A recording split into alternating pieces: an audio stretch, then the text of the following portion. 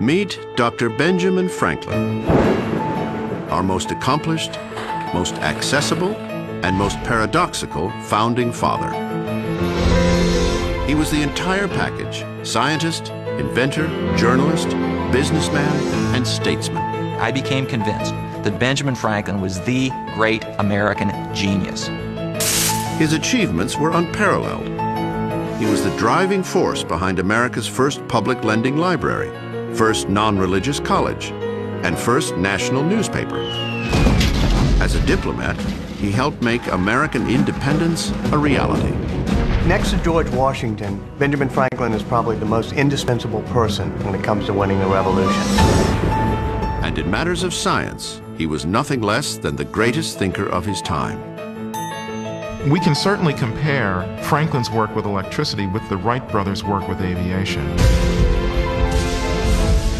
Beyond his greatness, however, there was another side to Benjamin Franklin. And that side doesn't always show up in the history books.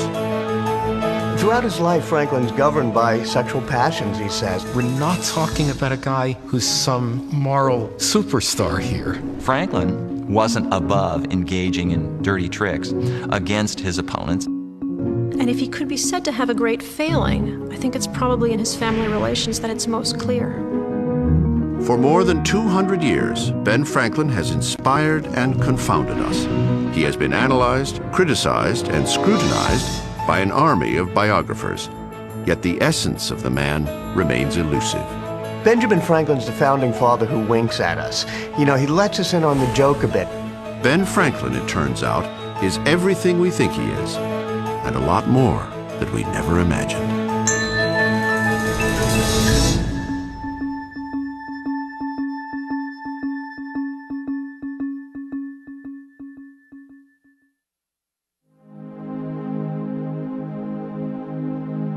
For someone who has been a national icon for well over 200 years, Benjamin Franklin remains surprisingly enigmatic.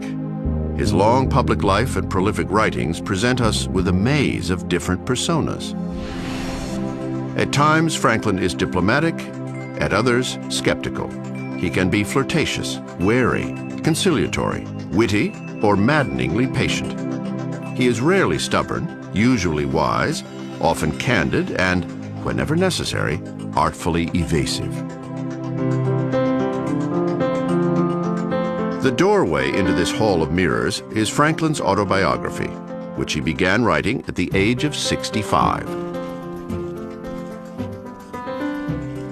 The autobiography tells us not who Franklin was, which is how many people have read it, but how Franklin saw himself, and more importantly, how he wished others to see him. Benjamin Franklin was the first great publicist and image maker in America, and the greatest image he created was of himself. And I think that Franklin is a master of masks. Franklin understood that American life is one great masquerade ball.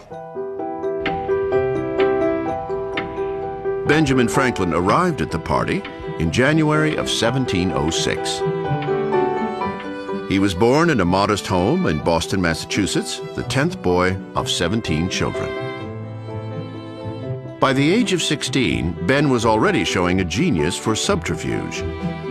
An apprentice printer, he was indentured to his brother James, publisher of a newspaper called the New England Courant. He wants to write for his brother's newspaper. But his brother's an older brother and, you know, sort of jealous. So James Franklin is having none of that. So Benjamin Franklin has to disguise his handwriting and slip these essays under the door under a pseudonym. And here's a kid who's never left Boston, writing as if he's a widowed older woman from the countryside named Silence Dogood. He's adopted the persona of this middle-aged woman. And he's able to carry it off so convincingly that it fools his own brother. I have now remained in a state of widowhood for several years, wrote Mrs. Dogood, a state I never much admired. I could be persuaded to marry again, provided I was sure of a good-humored, sober, agreeable companion. But one even with these few good qualities being hard to find, I have lately relinquished all thoughts of that nature. The public was delighted with Silence Dogood. James, however, was not amused when he learned her true identity. In the end, Ben ran away from his apprenticeship, his family, and Boston. He ended up in Philadelphia. Benjamin Franklin was a runaway. He was a fugitive from his apprenticeship, which made him a fugitive from justice. And Philadelphia was a place that took in people like that and allowed them to find a niche and to flourish. At the time of his arrival, Franklin does not exactly exude an aura of success.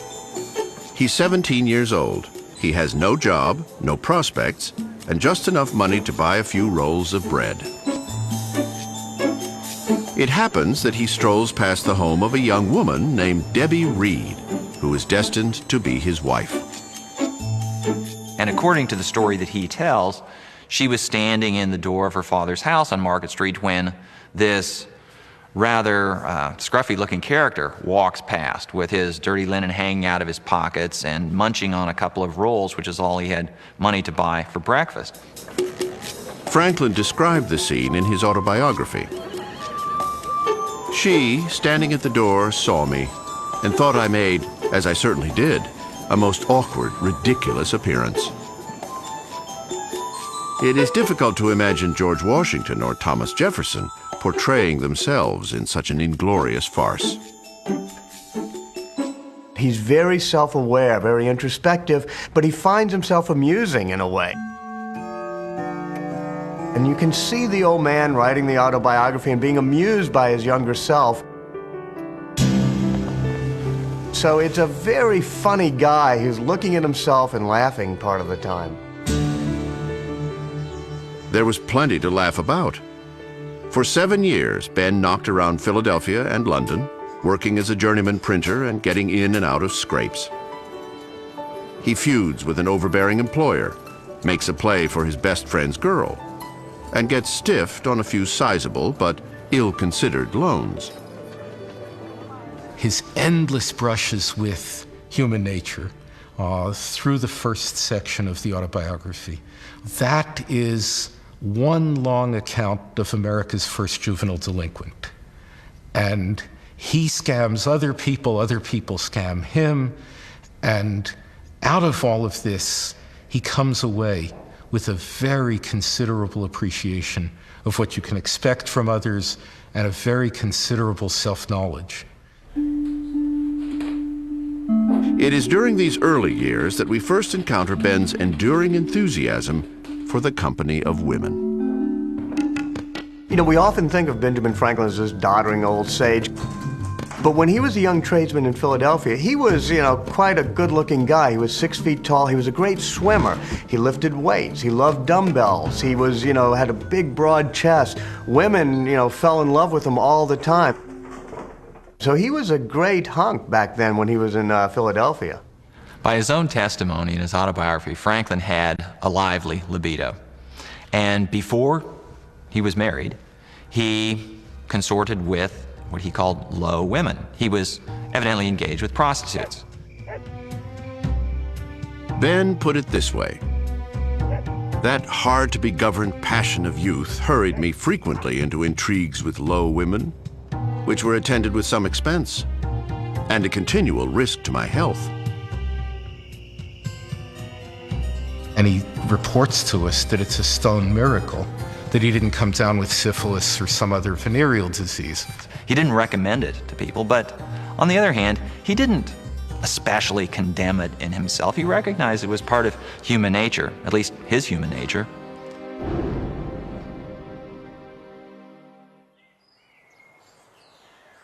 Franklin was all too familiar with his nature, both strengths and weaknesses. During those first years in Philadelphia, he had embarked on a quest for what he called moral perfection. He compiles from his reading a list of what he accepts to be 12 common virtues: modesty, frugality, industry, moderation, temperance, chastity. And then he defines each of these terms and sets for himself the task of conquering each one in the course of a week. He even makes a chart where he lists them all and marks how well he does, and it's industry and frugality and all these virtues. I think he was hopeful that he could be incrementally better, that it wouldn't do any harm to have a little bit of a run at modesty. It wouldn't do any harm to have a little bit of a run at temperance. He never says, lay off the sauce. He always says, less. In his autobiography, Ben admits with some bemusement that the project was probably doomed from the start. While my attention was taken up in guarding against one fault, I was often surprised by another. Habit took advantage of inattention. Inclination was sometimes too strong for reason. When he finally gave up on the whole scheme, he realized that if he had become morally perfect, he would have sinned against the last item on the list, humility, because he would have been too full of himself, having achieved perfection. And as Franklin himself puts it, and this really tells us everything we need to know about Franklin the self-improver, I could not boast of having accomplished humility, but I have made a good stab at putting up appearances.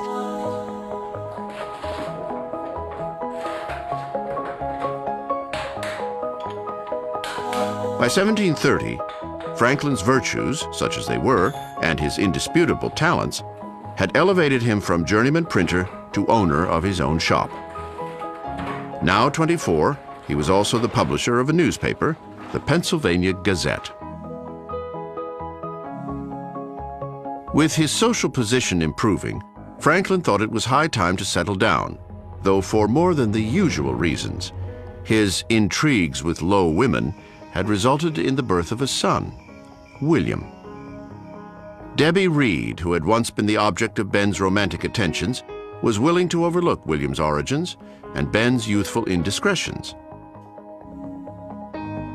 Shortly after the child was born, she and Benjamin settled into a common-law marriage. During the following years, Franklin worked hard and paid dutiful attention to appearances.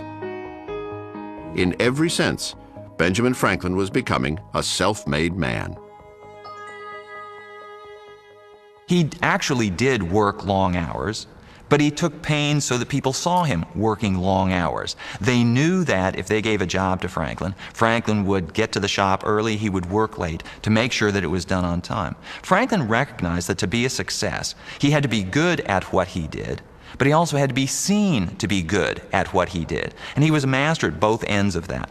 He cares about the image. He's always polishing his image. He rolls the carts of paper when he's a young printer in Philadelphia up and down the streets so people will see he's industrious. And throughout his life, he's creating this image of the frugal, hardworking tradesman.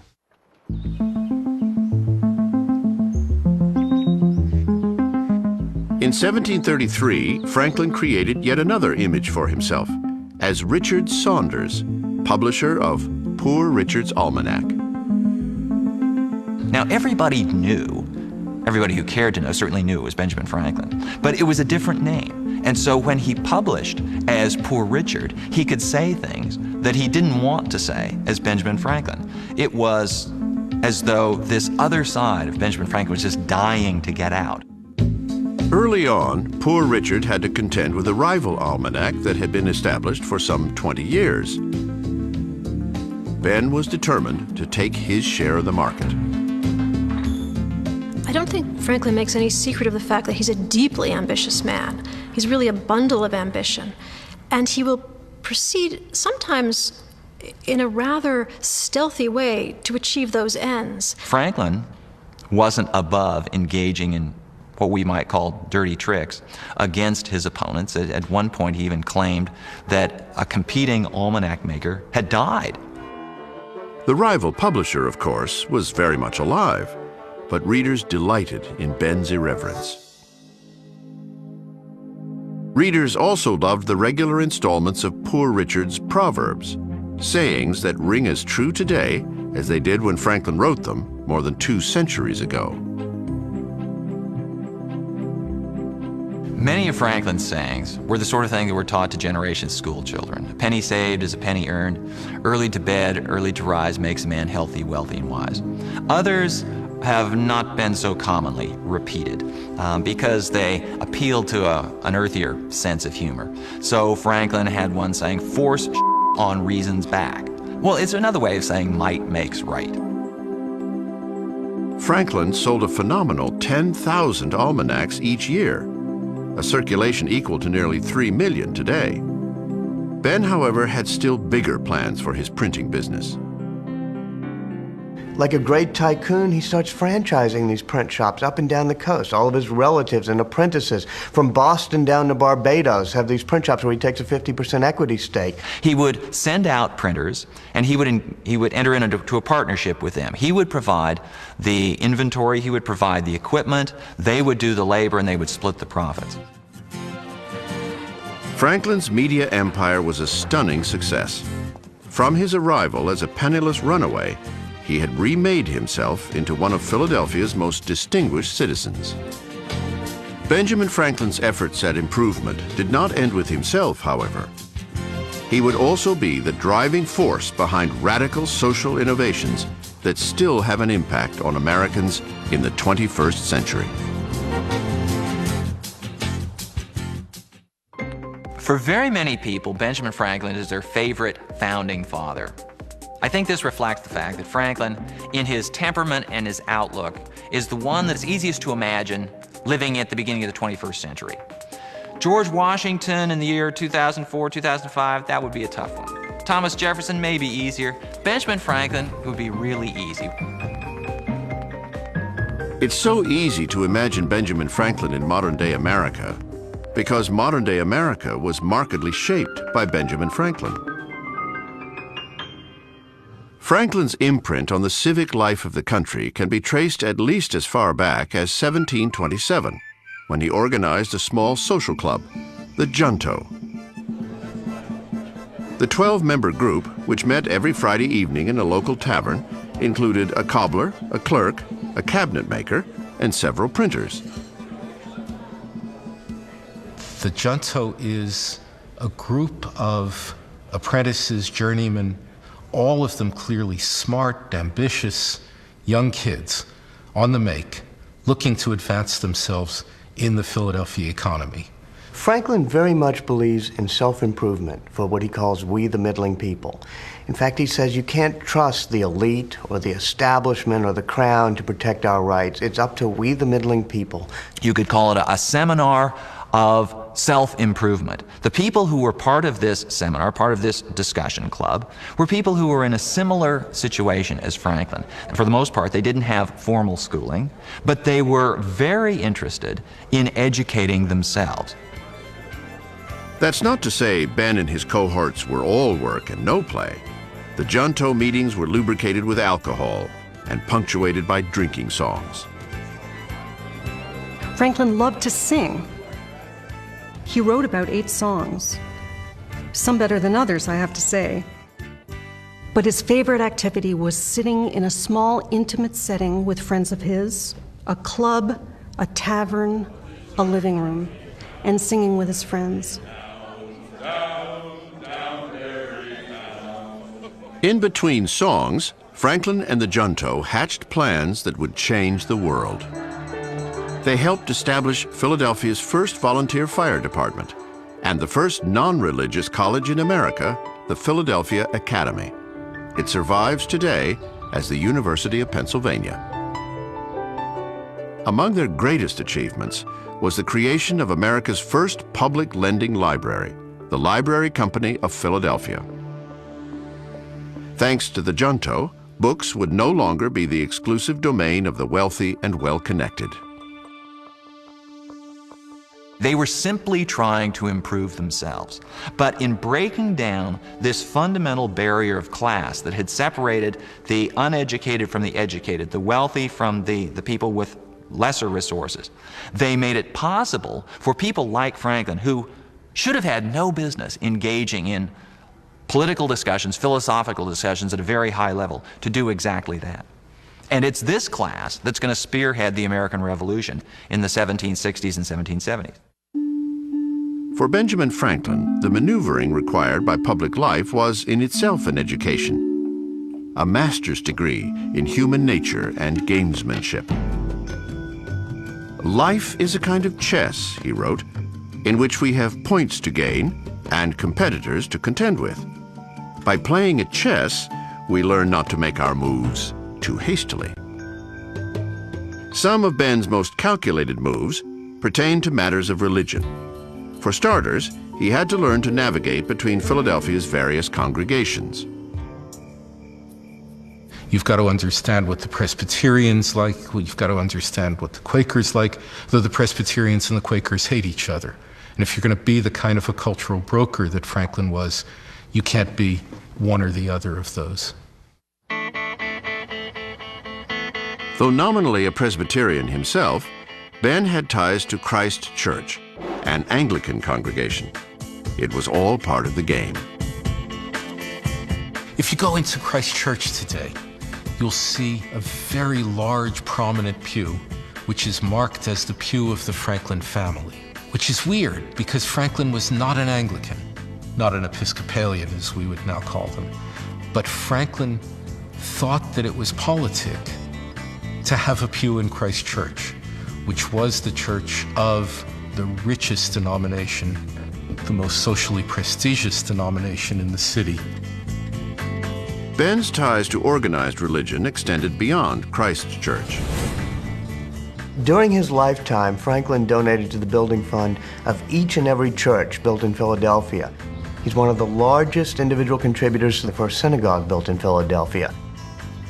He thought religions all did good, and he cared not a fig about their doctrinal differences, but he was perfectly willing to support civic institutions that ameliorated the life of his fellow citizens. While being a friend to all of Philadelphia's religions, Ben also nurtured his own beliefs. Franklin was very clear about religion.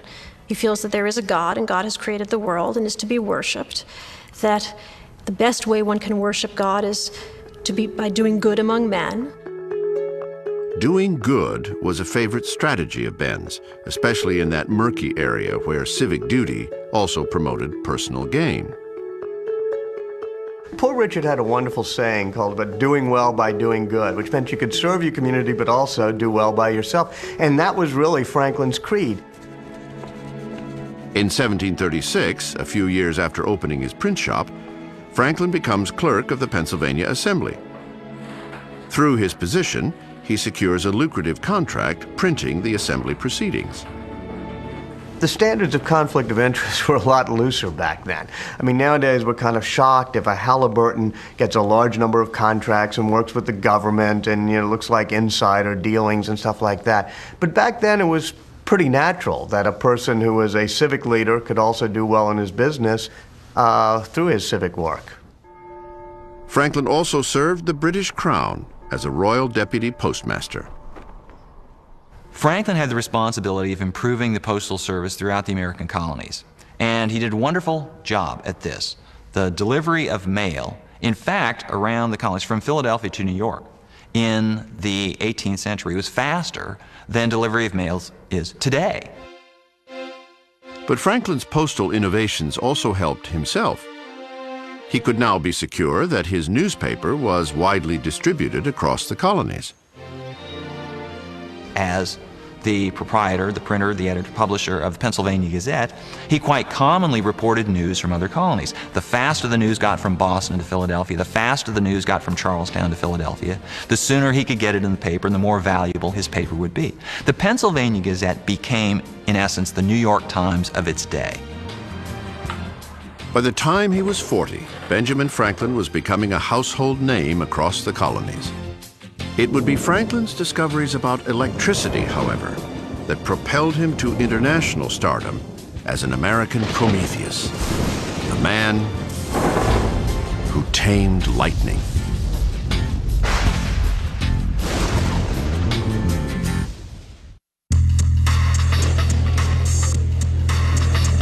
Ben Franklin hardly qualifies as a hippie. He didn't exactly turn on and drop out, but he did reach a stage in life when he decided to quit working and have more fun. Franklin is sometimes held up as the archetype of the American capitalist, the self-made man who succeeds in business. And to a certain extent he was, but he was much more than a capitalist. Franklin retired from business at the age of 42. Why? Because he had enough. There were other things he wanted to do with his time. I shall like to give myself leisure to read, study, make experiments, and converse at large with such ingenious and worthy men as are pleased to honor me with their friendship.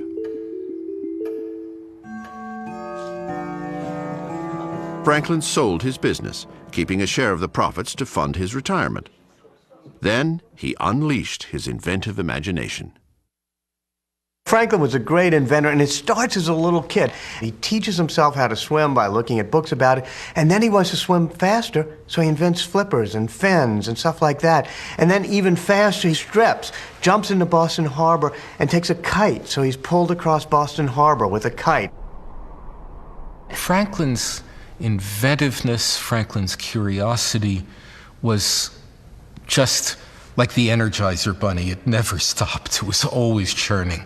Franklin never went anywhere, never did anything without looking around and asking himself, what is going on? Why is this so? Franklin's questions, and more importantly, his answers, fueled a lifetime of remarkable discoveries. During a transatlantic voyage, Ben becomes curious about anomalies in ocean temperatures and ends up charting what we now know as the Gulf Stream. After calculating the physics of heat radiation and convection currents, Ben designs the most efficient home heating device of the 18th century, the Franklin stove.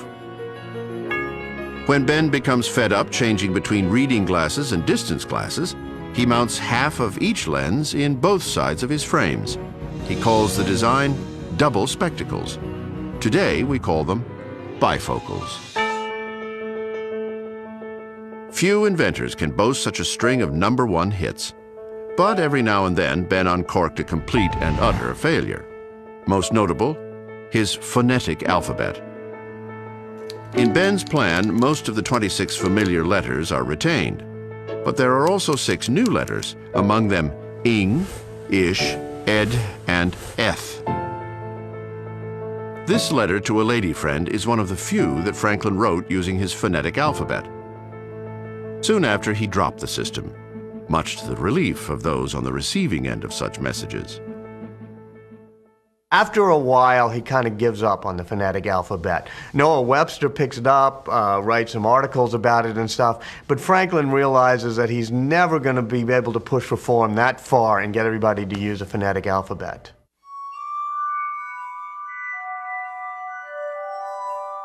While the phonetic alphabet died a quiet, merciful death, another of Franklin's inventions was serenading audiences across Europe. Ben's musical instrument was a new spin on an old trick, rubbing the rims of crystal goblets to create musical tones. What he did was to say, rather than rub your finger around the rim of 25 glasses, why not have the glasses turn and come to your fingers? And that's exactly what he did with the glass harmonica. This is Ben's personal harmonica, built during the 1760s and housed today at the Franklin Institute in Philadelphia. Ben mounted 37 crystal bowls on an iron rod, which was then rotated by a foot pedal. As the bowls turned in front of him, he would wet his fingers with water, and the friction produced by his fingertips on those bowls made that characteristic sound. Of all the things Franklin invented, this was his very favorite one. While his harmonica brought him widespread acclaim during his lifetime, it was Franklin's work with electricity that would make him a legend for the ages. Franklin came to electricity at a time when electricity was not quite a science. It was a curiosity. It was almost, well, often was, a vaudeville act. After seeing one of these shows, Ben was hooked. He acquired this contraption, known as a Hauksbee generator. Its sole purpose was to create static electricity. This Hauksbee generator is very similar to the kind of device Franklin used to generate electrical charges. This plastic drum will pick up electrical charges from this pad as I crank it. Those electrons will then be transferred through the brass fingers onto the collection cylinder and then out to the distribution point.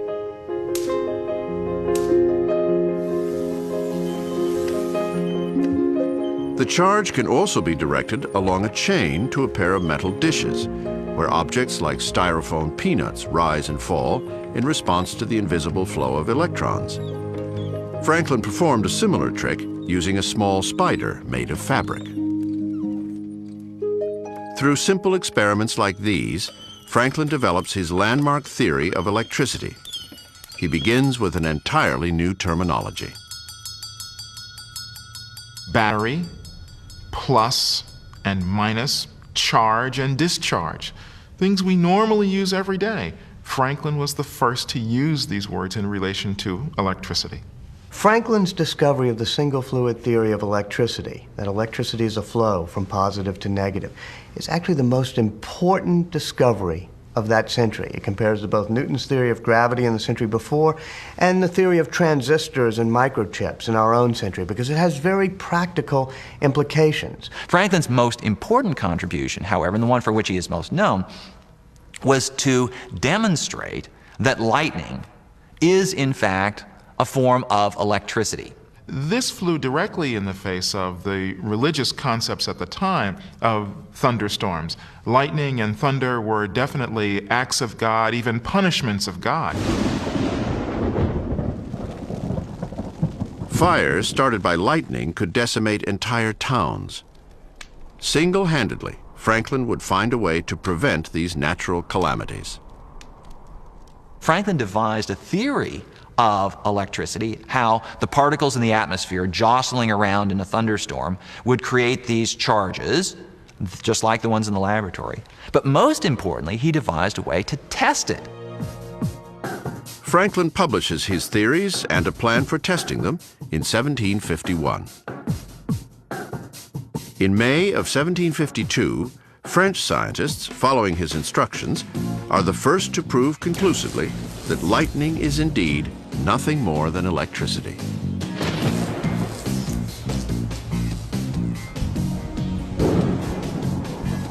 In June, before news arrives from France, Ben is ready to conduct his famous kite experiment. The concept seems simple today. A small wire on the kite will draw an electric charge from the clouds. The charge will then travel down a string to a key tied onto the line.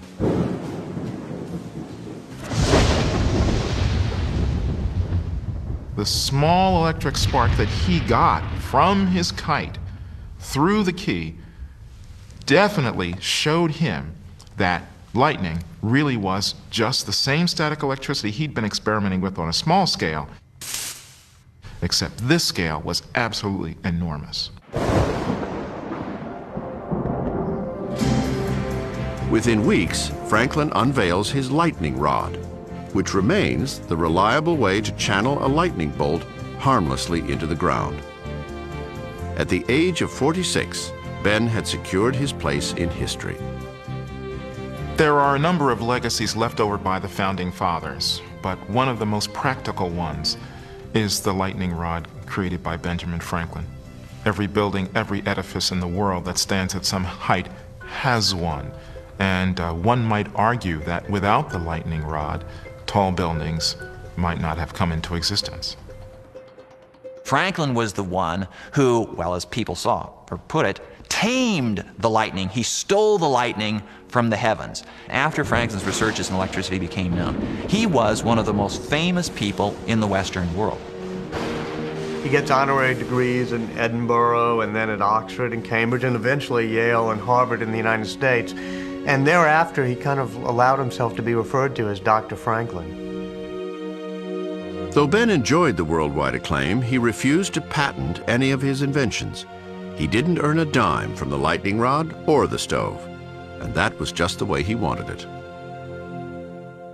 He felt that he didn't need any more money, and it was far more important that he could simply contribute to the well-being of society. The lightning rod in particular, he felt was going to save lots of lives, save lots of homes and buildings from destruction. It was far more important to him that this invention be disseminated broadly than that he, Franklin, should turn a profit from it.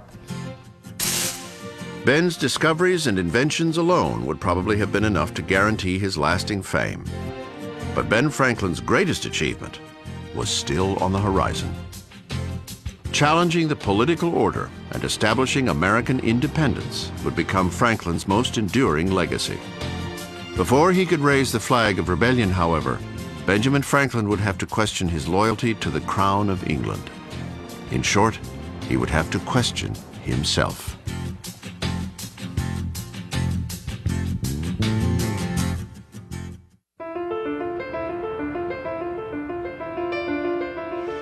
These days, it seems the British royal family is a non-stop soap opera of petty rivalries, naughty scandals, and epic tragedy. The spectacle is of little consequence to most Americans. Of course, there was a time when the royals actually mattered.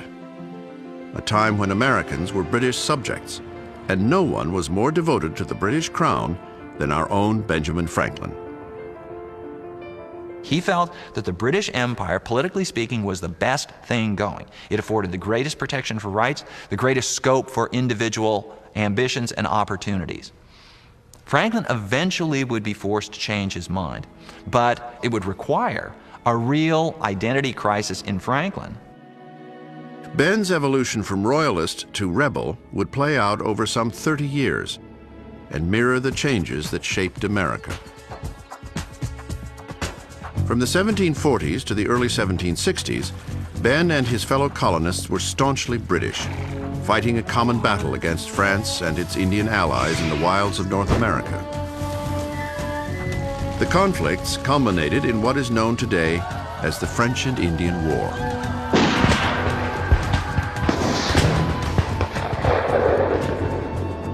When French raiders penetrate to within 50 miles of Philadelphia, Franklin raises a militia to defend British interests. Later, he and his son William restore British control to frontier towns decimated by Indian attacks. You don't think of Franklin as a military guy. But in the 1750s, when the Indians are terrorized, he and William go off to the frontier, and with this voluntary militia, they help build a line of forts that try to protect Pennsylvania from the marauding Indians.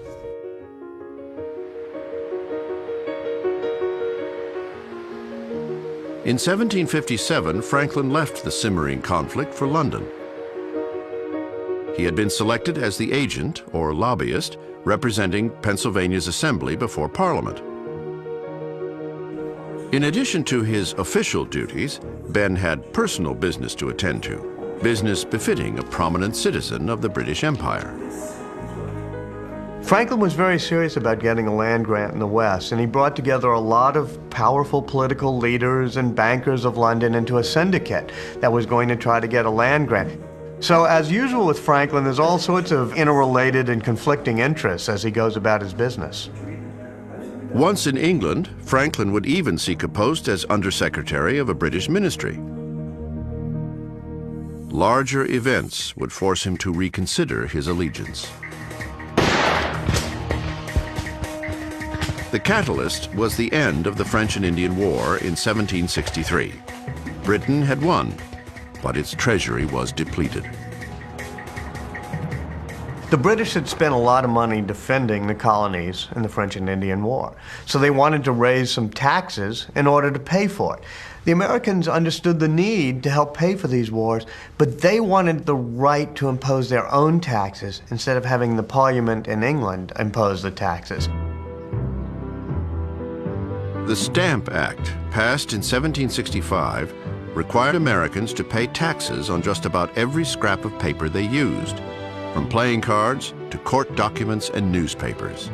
Franklin opposed the measure in principle, but did little to lobby against its passage.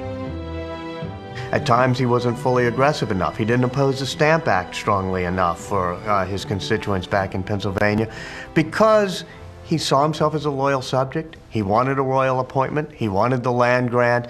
And that, in some ways, helped separate him from the more radical sentiment back in the colonies.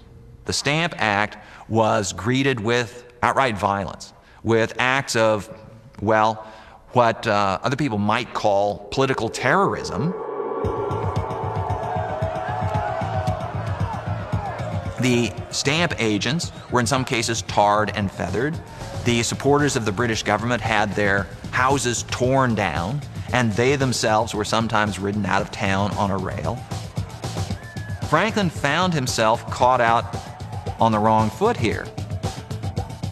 In America, Franklin's reputation plummeted. One political cartoon even depicted him as an agent of the devil.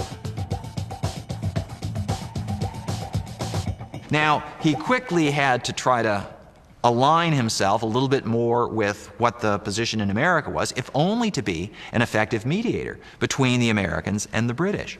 But he still believed that reason could bring the two sides back together, because he thought it would be a tremendous shame and a great loss to Americans, to the British, to the world at large, if the British Empire fell apart. On February 13, 1766, Franklin appears before Parliament and argues forcefully against the Stamp Act. 9 days later, Parliament rescinds the measure. His testimony against the Stamp Act was the single most important thing that convinced the English government that it had to repeal the act. It also was the single most important thing to making Franklin the premier spokesman for the colonies and restoring his reputation back in America. The Stamp Act episode left Franklin questioning his loyalties to England. Those doubts increased when Parliament instituted new taxes on the colonies. The real issue was that in London, the colonies were perceived as subservient economically and politically. They were second-class citizens. They couldn't have their own manufacturing. They couldn't have their own power to tax without London's permission. And that was destined to cause a breach. What began as a breach escalated into a disaster.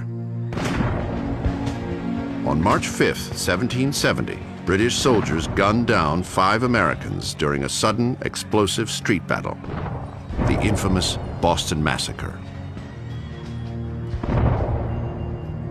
Franklin was outraged, but he still believed relations between Britain and America could be saved. To continue his role as mediator, he accepted an offer to serve as agent for the Massachusetts Assembly, the motherlode of American defiance. So he gets dragged in a radical direction by Samuel Adams and John Adams and the other leaders of the Massachusetts Assembly, and he also has to satisfy his Pennsylvania constituents as well. So he's trying to hold things together, but it becomes more and more difficult. In late 1772, Franklin began to play a high-stakes game. He would crank up the political heat, but only against a limited political target, Thomas Hutchinson, Royal Governor of Massachusetts. Hutchinson and his lieutenant governor were bitter enemies of the Massachusetts Assembly.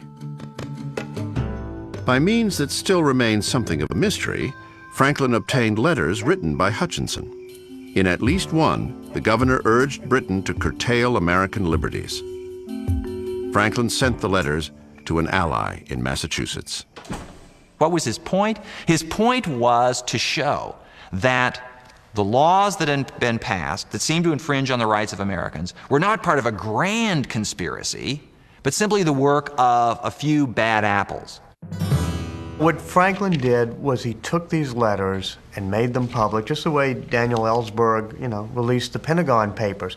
It was trying to show what the government is doing. By opening up what the government was doing, it was going to explain things. He hoped that the king would recall these officials, and that would allow the Americans, especially Massachusetts, but other radicals in America, to recognize, or at least to say, that, okay, now we can essentially kiss and make up.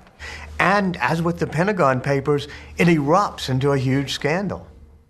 In London, Franklin found himself at the center of the storm. He was summoned to appear before the Privy Council, the king's highest-ranking advisors.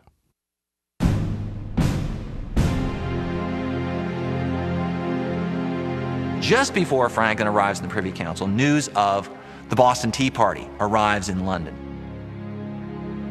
And so now Franklin becomes, in essence, the scapegoat for all of the sins of the Americans over the last 10 years. The Stamp Act riots, everything leading up to this recent riot and destruction. January 29th, 1774.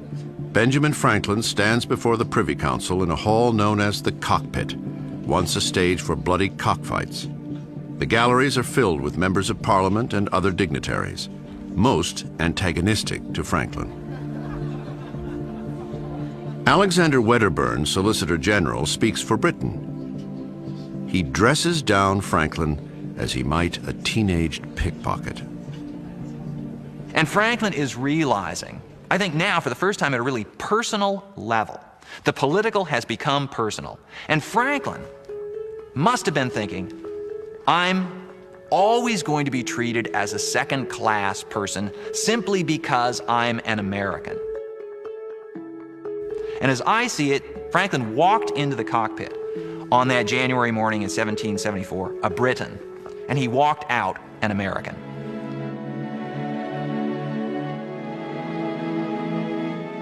Franklin returned to Pennsylvania in time to help draft the Declaration of Independence. He had been a British subject for 70 years. Now, he declared himself an American. This is a man who's committed to the British Empire, and several years later is completely committed to American independence. I don't think that there was anything wrong about that. I think the difference is that Franklin actually remains a thinking man, and thinking men find their ideas evolve and change. Independence would require battling the greatest superpower on the face of the planet. But the United States had few weapons and little money. So Congress turned to the man who had plucked lightning from the heavens and asked him to perform another miracle, convince the King of France to bankroll the American Revolution.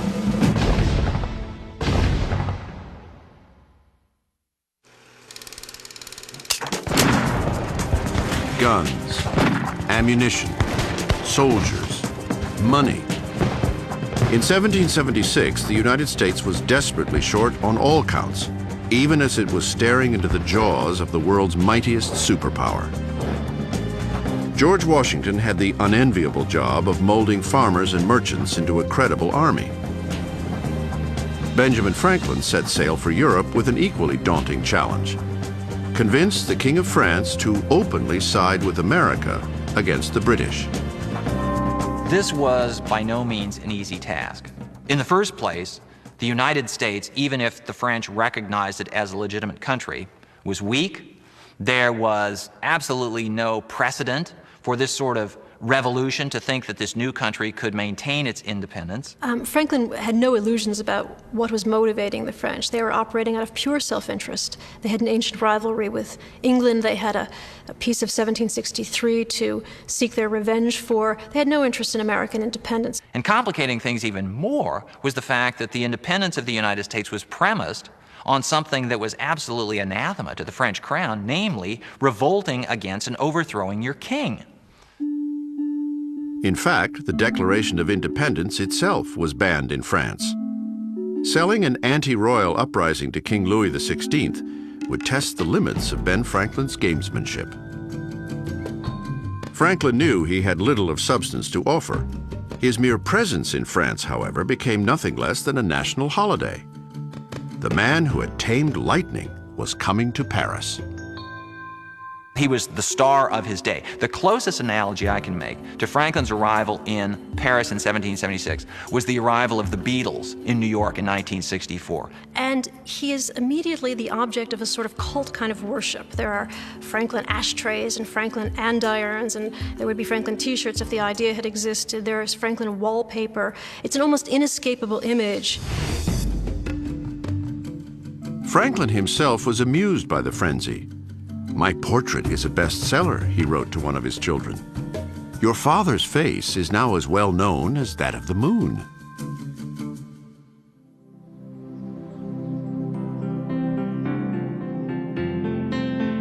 Ben would leverage his unprecedented fame to put the squeeze on Louis XVI. Louis XVI, the King of France, has to deal with growing discontent within his own country on the part of this rising bourgeoisie, the class that is going to take charge in the French Revolution. And Franklin takes pains to become as popular as possible with exactly this group. There's no question that his prestige is one of the biggest weapons in America's arsenal. So if King Louis then can't get along with Franklin, he risks not only alienating the Americans, but alienating this group that so loves Franklin.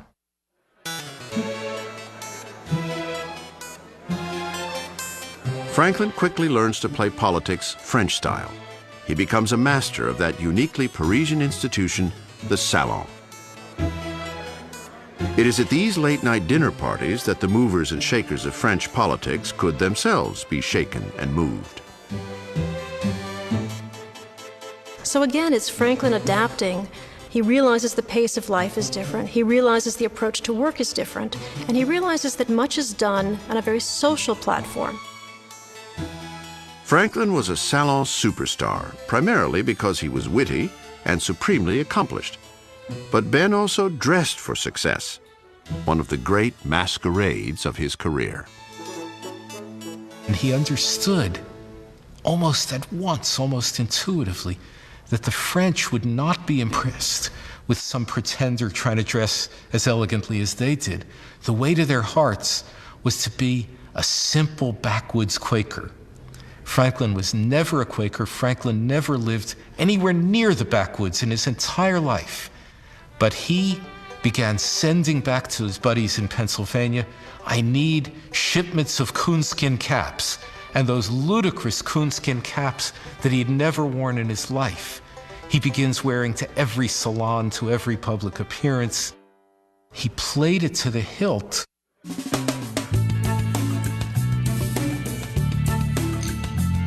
The French were enthralled. And as Franklin's fame grew, so did the envy of certain other Americans. In particular, Franklin's ease with Parisian women, whom he sometimes referred to as his mistresses, stands in stark contrast to the tortured efforts of John Adams, another member of the American delegation. Franklin and Adams had two very different approaches to the French. You can even see it in the way they learned the French language. Franklin talks about how he learned to speak French by lounging on the pillows of his French mistresses, whereas Adams learned to speak French by memorizing a volume of French funeral orations. So they have a totally different style. He speaks of Franklin's charm as if it ought to be a controlled substance or something. And there's almost an eternal friction between the sort of classic over and classic underachiever, between the class nerd and the most popular guy, between Adams and Franklin. He goes to Paris and he discovers that Franklin is the lion of French society and Adams is a nothing. In fact, the people of Paris get him confused with Samuel Adams. And they're always, well, they end up just calling him the other Adams. Even routine office work ended in fits of sputtering rage for the other Adams. John would be at work early, and Ben would stroll in at noon after a late night at the salon. Adams thought it was ironic that the person who had spoken about early to bed, early to rise makes a man healthy, wealthy, and wise, John Adams had grown up on Poor Richard's Almanac. And here was the author of Poor Richard's Almanac not following that kind of advice at all. But Franklin understood that he was actually getting more business done for the American mission at 2 o'clock in the morning in somebody's salon than Adams did at 8 o'clock in the morning in the office. That's simply the way the world of Parisian politics worked. In Ben's view, John was a mixed blessing. He means well for his country, noted Franklin, and is always an honest man, but in some things, absolutely out of his senses. The French find Adams even more annoying. The foreign minister refuses to deal with him. It is Franklin who patiently works the French government for more than a year. In February of 1778, after learning of a significant American victory at Saratoga, Louis XVI finally signs on the dotted line. Next to George Washington, Benjamin Franklin is probably the most indispensable person when it comes to winning the revolution. Now, what had been a trickle of covert arms becomes a potent battlefield alliance. a steady stream of weapons and soldiers arrive in America. France then provides 90% of the gunpowder we used in the Revolution. The Marquis de Lafayette has almost as many French troops at Yorktown as George Washington has American troops. So that's what allows us to win the Revolution militarily. Still, battlefield successes must be translated into diplomatic terms. After the decisive victory at Yorktown, Franklin and a team of American envoys would spend 2 years haggling with the British over details of a final peace treaty. In the end, the British realized that it wanted to have America as an ally. And Franklin is able to play off Britain against France. So they're both competing to have better alliances with America because they realize that America is going to be the great trading and economic partner in the new century. And it ends up with Franklin being able to make deals with both of them.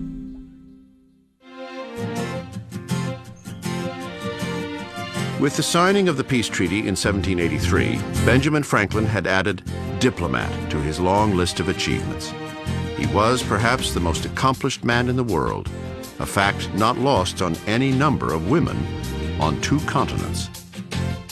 One has only to peep through the keyhole of history to glimpse another facet of this remarkable man.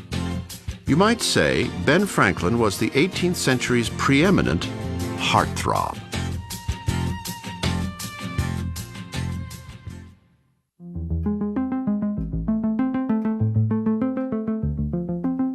"Love me 1,000th part so well as I do you," urged one woman. Another confided, "You are the first man that ever received a private letter from me." Yet a third implored, "If it ever pleases you to remember the woman who loved you the most, think of me." The evidence is right there in black and white. Women loved Benjamin Franklin, and Ben returned the favor.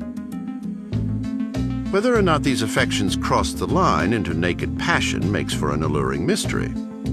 Was Benjamin Franklin an incurable romantic or a reckless womanizer? Most people that I run into associate Franklin with innumerable bastard children fathered by innumerable women that he had his way with. The woman who studied this most closely finds virtually no evidence for any of it except his one illegitimate son whom he raised. Throughout his life, Franklin's governed by sexual passions, he says, and he tries to tame them. He tries to tame them by getting married.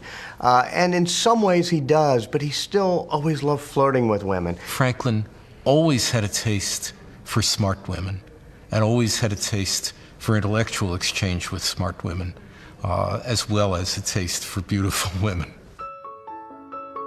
By all accounts, Catherine Ray, also known as Katie, fit the bill. She met Ben in Boston in 1754. Soon after, they shared a carriage south through New England. The events of that trip remain unclear. The letter Katie wrote to Ben just after no longer survives. Some say Ben himself made sure that it didn't. I think he tried to make it a romantic relationship, but she resisted. So in the end, like almost all of his other relationships, it's really a flirtation of the mind and of the heart, but not really a romantic relationship. They remain friends for the rest of their lives. Franklin had women friends in Britain as well. During much of his tenure as a colonial agent in London, Ben took a room at this house on Craven Street. There he enjoyed the company of his landlady, Margaret Stevenson, and her daughter, Polly. And once again, Franklin develops a very flirtatious relationship with the young woman, also a very intellectual relationship. He writes her about all of his scientific discoveries. Polly was even among the trusted few who received a letter written in Ben's phonetic alphabet. But there may have been something more between Ben and Polly. This sketch was done in 1767 by a well-known artist, after he had stumbled upon Ben and a young lady at Craven Street. The young lady's identity has never been confirmed, though she is said to be none other than Polly Stevenson. Franklin's relation with Polly Stevenson is a puzzle we will probably never unravel. Likewise, his relation with her mother, Margaret. Whether there was something ongoingly romantic, whether they were living together in anything other than the sense that he was living in her building, who knows? It is the period between 1776 and 1785, Franklin's stay in France, that has given rise to the most notorious tales about Ben and his girlfriends. By that time, his wife Debbie had died. Ben was on his own. Franklin and the ladies of Paris has always been an irresistible subject. The question of what he actually wanted from them, what he actually got from them, has tantalized forever. Soon after arriving in France, Ben moved into a suite of rooms in this chateau in the town of Passy, just outside Paris. Despite appearances, Ben's lifestyle here was far from opulent. Franklin had probably the most Spartan existence of any diplomat in Paris at the time. Franklin had a household of between 3 and 9 in staff. Most of the diplomats in Paris had upwards of 100. There was no foreigner ever who sat at Franklin's table and complimented him on his sumptuous fare. It was always poor Franklin, his Spartan existence. We had a very simple Republican meal at Dr. Franklin's.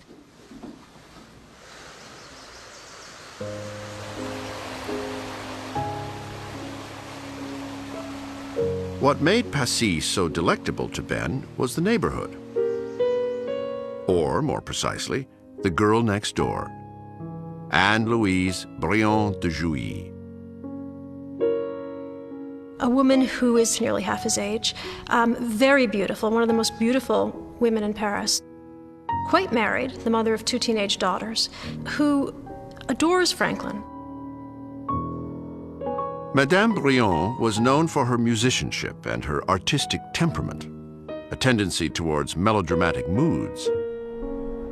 It is said that even a few gusts of wind might plunge her into a fit of despondency.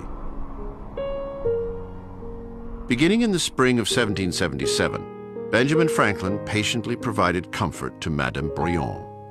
He called on her twice a week, and they wrote to each other between visits. It's quite clear that he would have appreciated getting something more in return than simply Madame Briand's witty letters and her kisses. The longer they spent together, the more drawn they were to one another. And I don't think there's any question that Franklin would have loved it if Madame Briand yielded. It would certainly seem that Madame Briand was tempted. While we might think along the same lines, she wrote, we must speak and act differently. Perhaps there is no great harm in a man having desires and yielding to them. A woman may have desires, but she must not yield. Rejection, however, only seemed to fuel Ben's passion. Franklin was very serious in his pursuit of Madame Briand, and he wrote her all sorts of salacious letters trying to entice her into a relationship. In one note, Franklin refers to his love in words that almost certainly were meant to have a double meaning. My poor little boy, whom you ought to have cherished, instead of being fat and jolly, is starved almost to death for want of the nourishment which you inhumanely deny him. Briand bounced insinuations right back at Ben. The lady advises the gentleman to fatten up his favorite at other tables than hers, which will always offer too meager a diet for his greedy appetites. Though poetically put, the meaning was clear. No. They finally agreed that he would consider her as a daughter, and she would consider him as a beloved father. She began addressing him as mon cher papa, and he occasionally addressed her as my dear daughter. Father figure was a role Ben reluctantly assumed with more than one young woman. Even at his age, because he was always a remarkably vigorous and physical specimen, he probably did have some forlorn hopes that they would respond to his advances, but he always came on as an uncle. He always came on with an easy escape route for them. That was not the case with another Frenchwoman, Anna Catherine Helvetius. A ravishing beauty in her youth, Madame Helvetius was an attractive 50-something widow when she caught Ben's eye in 1778. She was somewhat bohemian. She had both the qualities of the upper class, but the bohemian nature of somebody who had been raised poor, and he loved that mix in her. With Madame Helvetius, Franklin was apparently more interested in marriage than lusty adventure. But rather than ask directly, Ben writes her a fanciful story in which he just hints at a proposal. And that proposal has not always been taken altogether seriously. I see it as a perfectly serious bit of work. She turns him down. But there seems no question that his devotion to her outlasts the flirtation. Even after the return to America, even as he's nearing the end of his life, he's still writing her. And he writes that he still thinks of her in his dreams, and he hopes one day to see her again. And there's a real element of regret there. In the later years of his life, Ben wrote letters not only to Madame Helvetius, but to Katie, Madame Brillon, and Polly as well. Clearly, he valued his female friends. The friendships, whatever their nature, survived both time and distance. It is no secret, however, that Franklin showed little evidence of such strong connections with his own family. In fact, it is in family matters that Benjamin Franklin would show the most puzzling side of his complex and enigmatic character.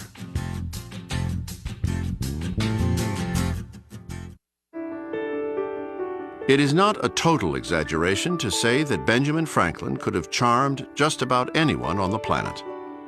Yet, by all accounts, Ben's charisma vanished when it came to his wife and children. With them, Franklin seems to have been cold and aloof, a virtual stranger in his own family. I don't know if this means that he didn't value these family relationships, or if he didn't know how to express the feelings that he had. As a young man, the emotional distance was not so obvious. Ben's affection for his wife, Debbie, and the life they shared was genuine. That would change with time. Franklin's life is a succession of outgrowing one environment and growing into the next one. At the time Franklin married Debbie, he was a young businessman in Philadelphia trying to get a start. She was a young woman in Philadelphia. Her whole world had been Philadelphia. For 15 or 20 years, Franklin was content to spend nearly all of his time in Philadelphia. Debbie helped Ben raise his illegitimate son, William. Then, in 1732, Debbie gave birth to a son, Francis. Ben delighted in the miniature perfection of the infant, whom he called Frankie. What curious joints and hinges on which limbs are moved to and fro, he marveled. What an inconceivable variety of nerves, veins, arteries, fibers, and little invisible parts. When Frankie was 4, a ghastly mistake would bring Ben's fatherly exuberance to a sudden end. Franklin had for years been an advocate of inoculation against smallpox, but one thing and another, including the demands of business, had prevented him from inoculating Frankie. So when smallpox came through that season, it swept away Frankie. And Franklin always felt this certain guilt about that. After that, Franklin does become a little bit emotionally detached, walled off from the rest of his family.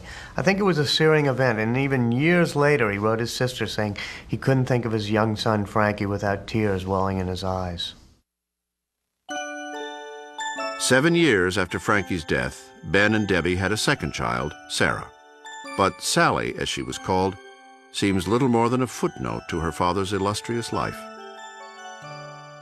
From the time Sally was 12 until she was 39, more than a quarter century, Ben spent just over 3 years in America. He even chose to stay in London when Sally was married. Yet, she remained devoted. Sally's his daughter is always trying to do things to please him, and he's very grudging in his praise. Perhaps Sally's most poignant attempt to win her father's approval came during his years in Paris. Sally decides to make some silk and present it to him to give to the Queen of France because she wanted to show the industriousness in America and American products and help our French allies.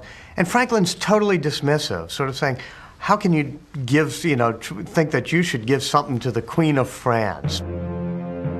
Ben apparently refrained from such harsh comments in letters to his wife.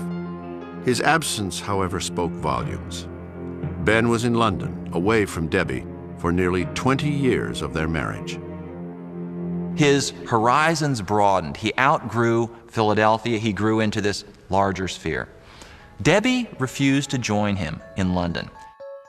She knew she would have been way out of place in London. She wouldn't have been comfortable. She would have done a disservice to herself, and in a certain sense, she would have done a disservice to her husband. So she stays home. If Franklin felt a pang of homesickness, it melted away under the care of the Stevensons on Craven Street. It was a home away from home, with the added spice, perhaps, of romance. Franklin has a funny kind of ready-made family approach. He tends to fall in love with whole families, not necessarily his own. And there's a real distance there with his own family. And if he could be said to have a great failing, I think it's probably in his family relations that it's most clear. No matter what might be happening at home, Ben preferred to stay in London. Even if